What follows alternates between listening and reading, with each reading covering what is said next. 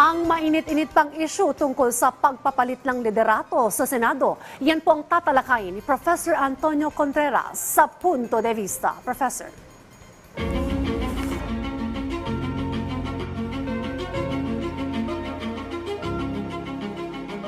Maraming salamat, Dayan, at good morning. Sabi nga ng dating Senate President Miguel Zubiri, ang nangyari sa kanya is the strangest thing. Dumbfounded siya. Alam niyo po, mga kababayan, hindi naman bago ang pagbabago ng mga liderato, maging sa Senate man yan o sa House. Pero ang nakakapagtaka dito sa pangyayaring ito, maraming mga dahilan na mga lumalabas. Ano ba talaga ang dahilan?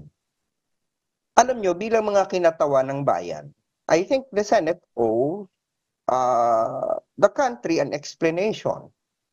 Hindi naman po kayo inilagay dyan para lamang magpalitan ng mga leader nang hindi naintindihan ng bayan ang dahilan. Sapagkat may mga iba-ibang explanation.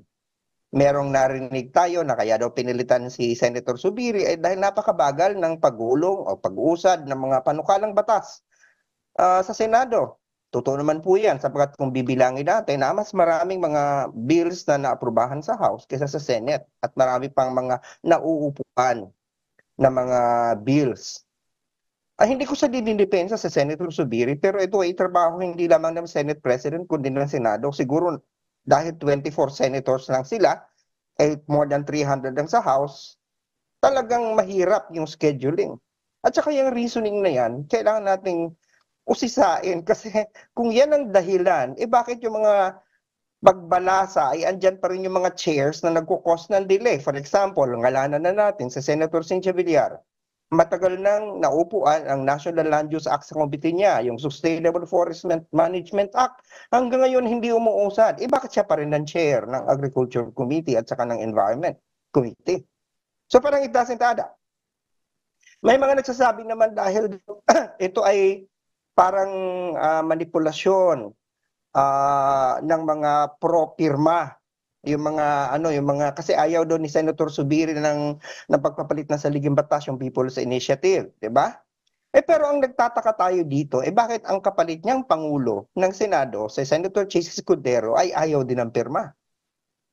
Meron naman nagsasabi, ito daw ay dahil daw sa pagkilos ng mga Marcos loyalist dahil napiperceive sa Senator Zubiri na nagiging parang pro-Duterte.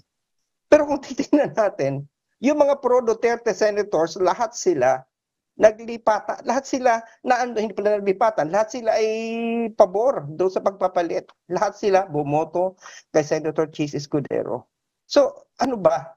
And then, mas lalo nakakakimbal dito, nakakatuwa o nakakatawa. Nakikita naman natin sa reaksyon ni Senator Villanueva at maging si Senator Zubiri ay yung nangyari kay Senator Bato de la Rosa.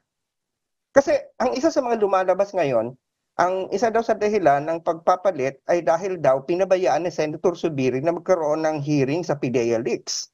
Pero ngayon nakita natin na Senator de la Rosa sa last minute lumipat yung suporta from Zubiri to Escudero. At sinasabi niya, wala na daw siya magawa. Pero, gano'n naman pala po, sir.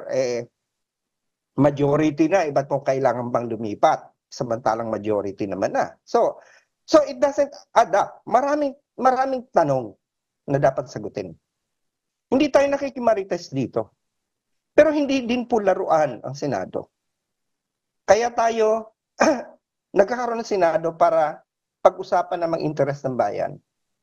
Sana itong mga pagpapalit na to ng liderato, itong mga paggagalaw ng mga member, ng mga chairs ng committee, ito ay para sa interes ng bayan. At hindi dahil sa kung ano mga personal na hidwaan o personal na pamumulitika dahil malapit ang eleksyon sa 2025. So, nire-remind ko lang po ang mga senador, hindi po kami nakimarites, pero please, be transparent. Sabihin niyo ang dahilan. Kailangan namin malaman ng totoo.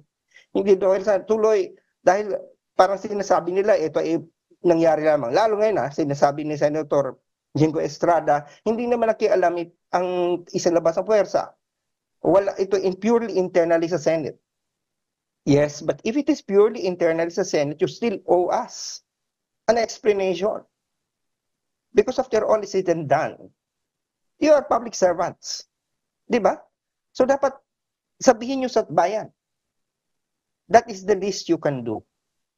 Pero ganun pa man, ang akin na lamang panalangin, at alam ko panalangin nito ng napakaraming Pilipino, yung pagkikilos na yan, yung mga movements na yan sa Senado, pagpapalit ng presidente, ang pagpapalit ng mga ilang chairs, sana naman ay talagang para yan sa ikabubuti ng bayan.